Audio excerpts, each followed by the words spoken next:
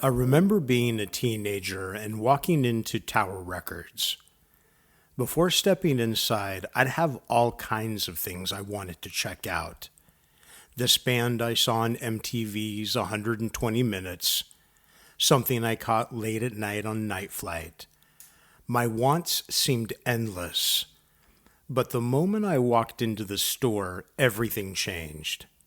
Suddenly, I was overwhelmed. My mind would go blank. All the things I had wanted to find just minutes earlier, gone. Just sheer overwhelm. And the funny thing is, back then, that feeling happened inside a place like Tower Records. Today, that same feeling lives in our pockets. Welcome to The Art of Clarity, a podcast about creativity, the nervous system, and the strange ways the modern world competes for our minds. I've been thinking a lot lately about creative burnout, and I don't think it's a creativity problem at all. What we call creative burnout might not be burnout at all. I think it's a nervous system problem. So many people I know who work in creative industries are struggling right now. Many haven't worked in months or even years. There's the uncertainty of where the next job is going to come from. The real and growing presence of AI. The rising cost of production in Los Angeles. Influencer culture reshaping entire industries. It's a perfect storm. And underneath all of it, there's a level of stress that most nervous systems simply weren't designed to carry. I've watched numerous people in my orbit being asked to take a pay decrease, knowing full well they aren't in a position to argue or walk away. And we're not talking about struggling independent businesses here. We're talking about massive corporations squeezing every last drop out of the bottom line. And if you're over 50, well, that's a whole other conversation. Then you layer on everything else. Strikes, fires, economic instability. It feels like it never ends. And the truth is, our nervous systems can only absorb so much. I know this firsthand.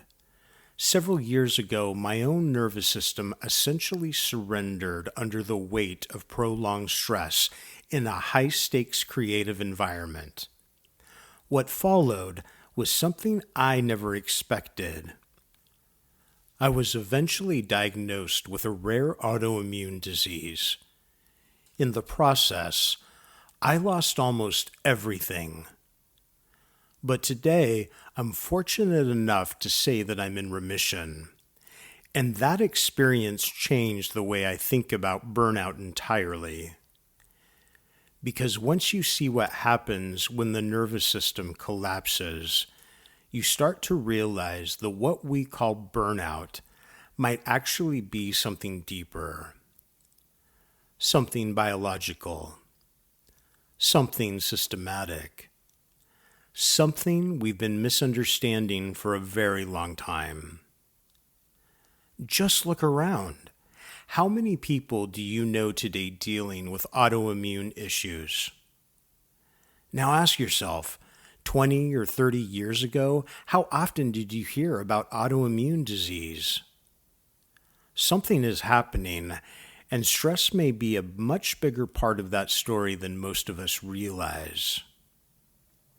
Many researchers believe chronic stress plays a significant role in a huge percentage of modern illness. And when I look at the creative industry, that idea starts to make a lot of sense.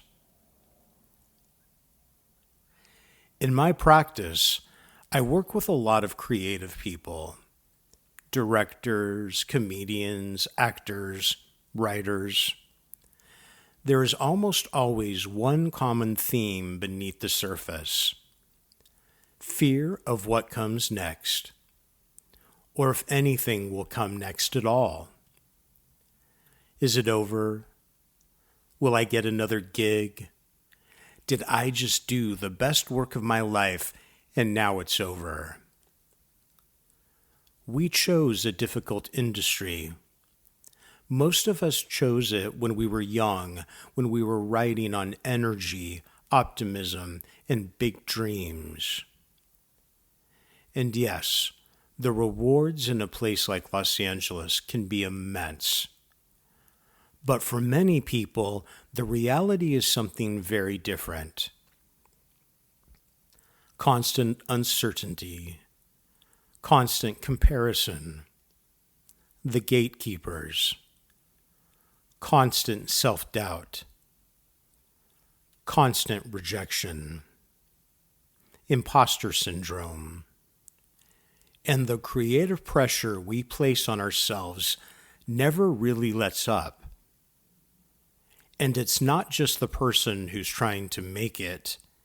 Even those who have found success, the ones who've made it in the industry, face their own version of burnout. They might have the accolades, the big projects, the recognition, but the pressure doesn't vanish. In fact, it often increases. More eyes on you, more expectations, more to lose. And the nervous system doesn't care whether you're just starting out or at the top of your game. Chronic stress is chronic stress, and the same biological rules apply. For some people, that pressure becomes a kind of background noise in their lives.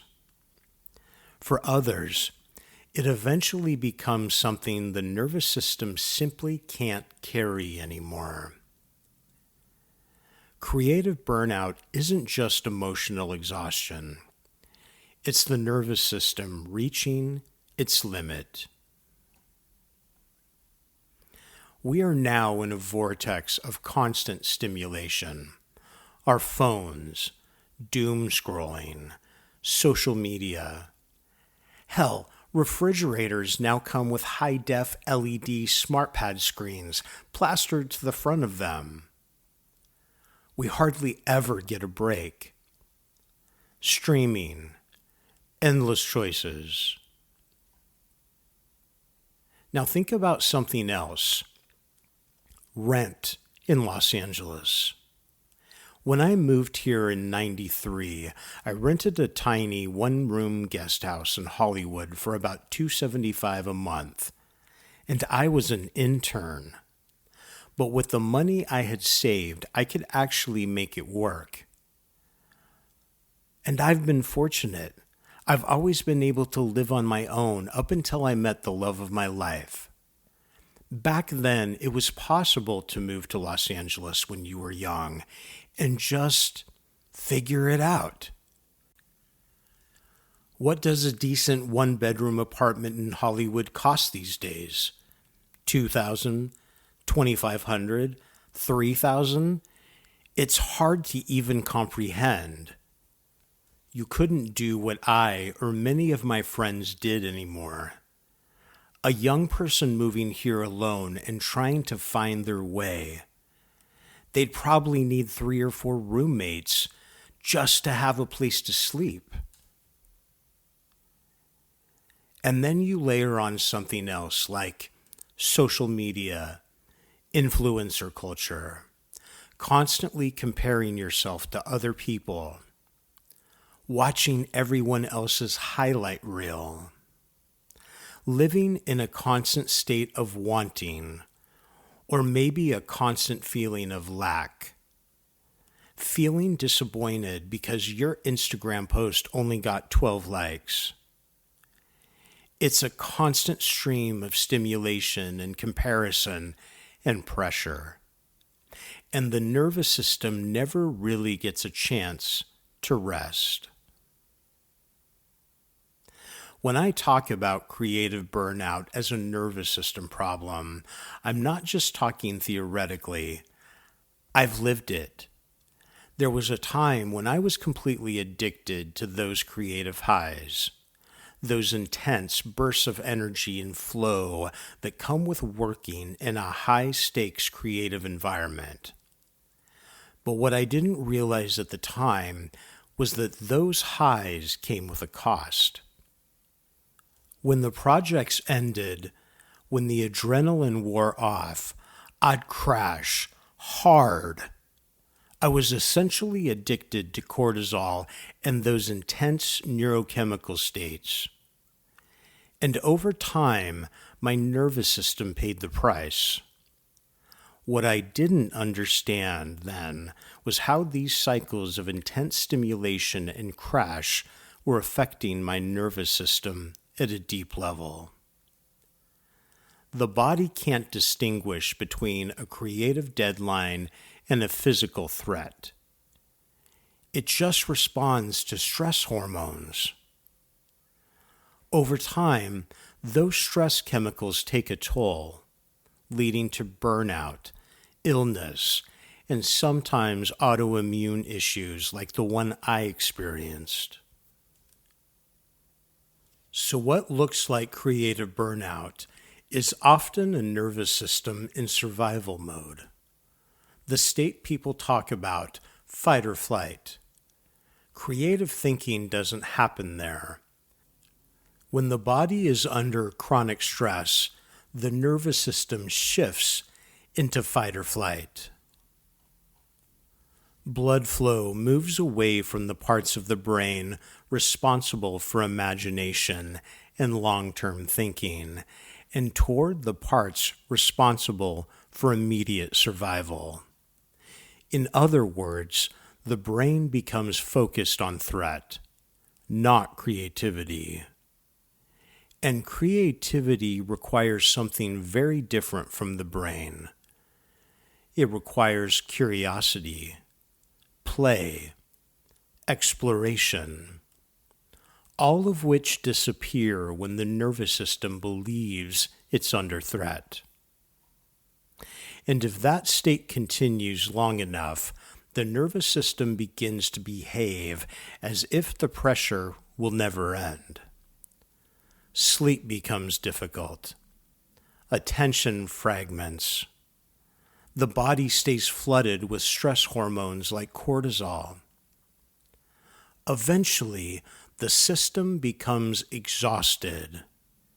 And when that happens, creativity is often the first thing to disappear. Not because the talent is gone, but because the nervous system is overwhelmed. There's another piece to this puzzle that makes creative burnout especially difficult. Creative identity. When you're a writer, a director, a musician, an artist, your work isn't just something you do. It becomes something you are, which means every rejection feels personal. Every dry spell feels like a verdict. And every creative high feels like proof that you still belong. That cycle can be incredibly addictive. I know that firsthand. Those moments when everything is flowing, when ideas are firing, when a project is working, the energy is intoxicating. But what I didn't understand for many years was that those highs were also training my nervous system to expect constant intensity.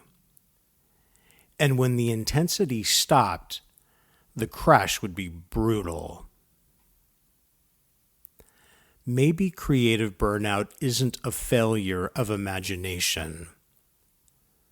So maybe we've been blaming creativity for something that was never about creativity at all. Rest, space, silence. Creativity rarely comes from pressure. It comes from clarity. And sometimes the most creative thing we can do is allow the nervous system to recover. This is Gary Naccarato, and this has been The Art of Clarity.